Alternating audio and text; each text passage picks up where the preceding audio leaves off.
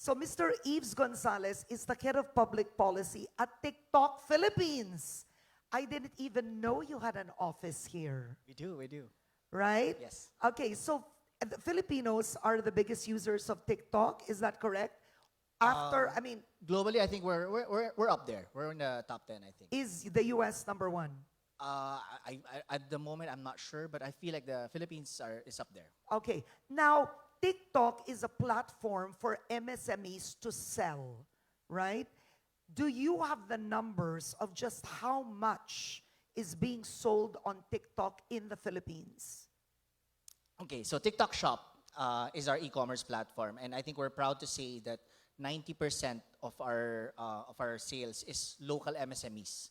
That's something that we're super proud of. So in every market in the ASEAN region, we do have these support local campaigns because really the goal of the platform is to empower the next generation of MSMEs such that right now we have stay-at-home moms who are making the products that they're selling on TikTok Shop. So hopefully in the next couple of years, they're the ones that are going to be appearing here and talking about their experience, digitizing their business and basically growing their business nationwide. But do you have an estimate on just how much is being sold? In the Philippines, I don't think we declare it publicly. We're still Why won't we're you still a declare private it? company. We're still a private company right No, now. but in terms of sales, revenues that are sold on TikTok. Let me get back to you on that. I think Why I not? don't think we're that transparent yet on that particular point. Okay, I don't know if this is good at this point. But then, so you can tell me, like, how sellers are taxed on TikTok? When it comes to taxes, of course, since No, how are they taxed? How are they taxed? Sure. So when it comes to taxes, of course, since we're so on the part of TikTok Shop, so we're a local company. There's Yeah. ByteDance Philippines. So on the part of ByteDance Philippines, we pay the taxes that are due from us. Of course, we also help our partners remit the right taxes. So the BIR has these requirements for online sellers, the certificate of registration, and so we make sure that we try to help the MSMEs be as compliant as much as possible. And then on the part of BIR, talking about taxes, so TikTok is one of the partners of BIR in their national campaign to raise awareness on tax education specifically for this upcoming April 15 filing season. So in terms of taxability, we're definitely a partner of the government. Okay, then I want to go to Yves now of TikTok Philippines.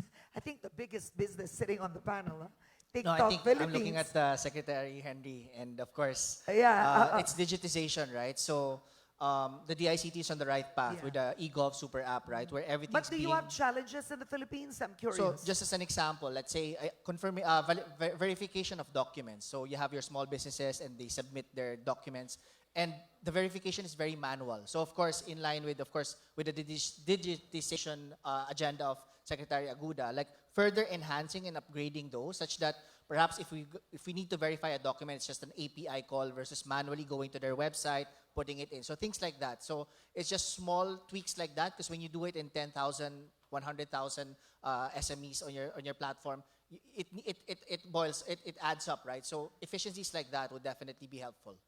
All right, Yves, Uniformity in Yeah. the establishing the rules of the game in the ASEAN is region, there right? TikTok all over ASEAN? Yes, All, okay. You're not banned anywhere. not in Asia. Okay. All right, go on. So For what? me- Wait, I wanted to say, Yves, were you finished? I'm sorry. What did you want to benefit from in this year-long chairship? So having stable rules as to the digital economy, I think, Okay. especially for the ASEAN region. Stable rules for the Uniform, digital stable, economy. consistent.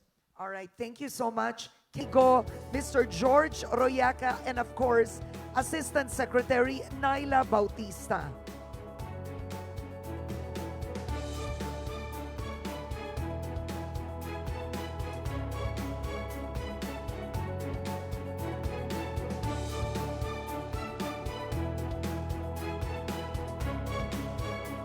Thank you very much. And now, to discuss ASEAN's rise as a global hub for